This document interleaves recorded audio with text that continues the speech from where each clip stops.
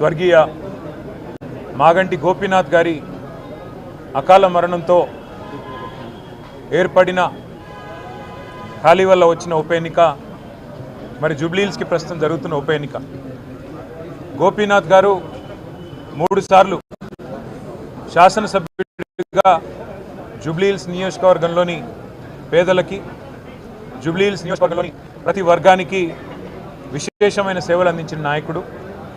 హైదరాబాద్ నగరంలో BRS party యొక్క విస్తృతికి ఇక్కడ మరి ప్రతి నియోజకవర్గంలో కూడా ఒక్కటి కూడా తప్పకుండా అన్ని నియోజకవర్గాల్లో పార్టీ గెలుపొందింది అంటే దానిలో కూడా వారి పాత్ర చాలా గణనీయమైనది.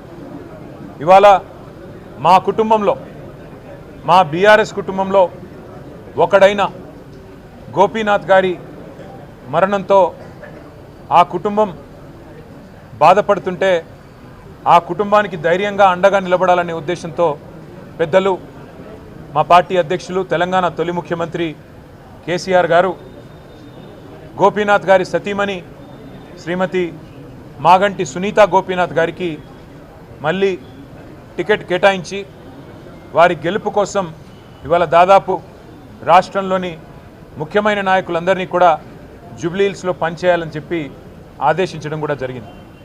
అంటే ఒక్క కుటుంబ సభ్యుడు మాలో దూరం అవుతే ఎట్లా పార్టీ మొత్తం వారికి అండగా నిలబడుతుంది అనడానికి ఈ ఉదంతమే ఒక ఉదాహరణగా నేను మీకు చెప్తా ఉన్నాను. ఇవాళ మాగంటి సునీత గోపీనాథ్ గారు ఆమె ఒక వ్యక్తిగా కాదు, పార్టీగా ఈ ఎన్నికను మేము ఎదుర్కోబోతా ఉన్నాం. ఈ ఎన్నిక జరుగుతున్నది కూడా వ్యక్తుల మధ్యన కాదు. ఈ ఎన్నిక జరుగుతున్నది 10 ఏళ్ల అభివృద్ధికి 2 ఏళ్ల అరాచకానికి మధ్యన జరుగుతున్న ఎన్నిక. 10 ఏళ్ల పారదర్శక పాలనకు ఈ 2 ఏళ్లుగా జరుగుతున్న అవినీతి పాలనకు మధ్యన జరుగుతున్న ఎన్నిక. 10 ఏళ్ల రైతు బంధు పాలనకు 2 ఏళ్ల రాబందు పాలనకు మధ్యన జరుగుతున్న ఎన్నిక. ఇది వ్యక్తుల మధ్యన జరుగుతున్న ఎన్నిక కాదు. మేము జూబ్లీహిల్స్ నియోజకవర్గ ప్రజలకు కూడా మాగంటి సునీత గోపీనాథ్ గారిని గెలిపించాలని అభ్యర్థిస్తూ, వారి గెలుపు వల్ల మీకు రాబోయేది ఏంటిది అంటే కాంగ్రెస్ ఇచ్చిన 6 గ్యారంటీలు మీరు జూబ్లీహిల్స్లో గట్టిగా కాంగ్రెస్ పార్టీకి దిమ్మ తిరిగే విధంగా మీరు తీర్పునిస్తే తప్పకుండా రాష్ట్రం మొత్తంలో కూడా పేదలకి న్యాయం జరుగుతుంది, పేదలకు లాభం జరుగుతుంది. 1,67,00,000 మంది ఆడబిడ్డలు ఎదురు చూస్తూ ఉన్నారు ఈ ఆడబిడ్డ గెలుపు కోసం. ఆ 1,67,00,000 మంది ఆడబిడ్డలు నెలకు 2,500 రూపాయలు ఏదైతే 100 రోజుల్లో ఇస్తామని చెప్పారో 2 ఏళ్లు గడిచినా ఇవ్వకపోతే వారందరూ కూడా అసహనంతో ఉన్నారు, కోపంతో ఉన్నారు. ఈ ఆడబిడ్డ గెలుపుతో తప్పకుండా మాకు నెలకు 2,500 వస్తాయని చెప్పి వారందరూ ఆశిస్తూ ఉన్నారు. వయసు మళ్ళిన పెద్దలు నెలకు 4,000 రూపాయలు వస్తాయని చెప్పి కాంగ్రెస్ పార్టీ ఇచ్చిన గ్యారంటీ కార్డును చూసి మోసపోయిన వారు ఈరోజు ఆశిస్తూ ఉన్నారు.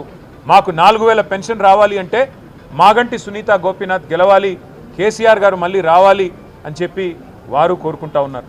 అట్లాగే 2 లక్షల ఉద్యోగాలు అని చెప్పి మోసపోయిన మా తమ్ముళ్ళు, మా చెల్లెళ్ళు కోరుకుంటా ఉన్నారు.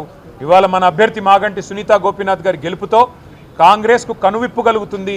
కాంగ్రెస్కు చెంపపెట్టు లాంటి తీర్పునిస్తేనే ఆ 2 లక్షల ఉద్యోగాలు మాకు వస్తాయని చెప్పి మా తమ్ముళ్ళు, చెల్లెళ్ళు భావిస్తూ ఉన్నారు. ఆటో అన్నలు తిరగబడుతున్నారు. మాకు సంక్షేమ బోర్డు అన్నారు, నెలకు 1000 రూపాయలు అన్నారు, మా కడుపు మీద కొట్టారు ఈ కాంగ్రెస్ వాళ్ళని చెప్పి ఇవాళ ఆటో అన్నలు ప్రార్థిస్తున్నారు. మాగంటి సునీత గోపీనాథ్ గెలవాలి, కేసీఆర్ రావాలి, మళ్ళీ మా ఆటో కార్మికులకు మంచి రోజులు రావాలని వారు బాధపడతా ఉన్నారు.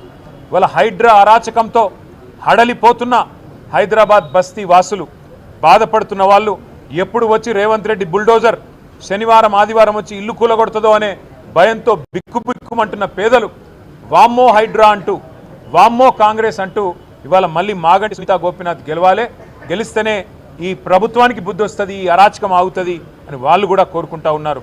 అట్లాగే హైదరాబాదులో నిలిచిపోయిన కేసీఆర్ కిట్లు, మూతపడుతున్న బస్తీ దవాఖానాలు, ఆగుతున్న 20,000 లీటర్ల నీళ్లు, ఫ్రీ వాటర్ ఆగిపోతూ ఉంది. ఇవాళ మళ్ళీ బిల్లులు వస్తూ ఉన్నాయి.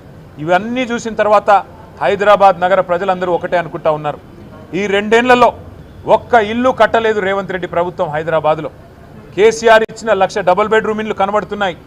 కేసీఆర్ ఇచ్చిన 1,00,000 పట్టాలు జీవో నంబర్ 58, 59 కింద పేదలకు ఇంకా గుర్తున్నాయి.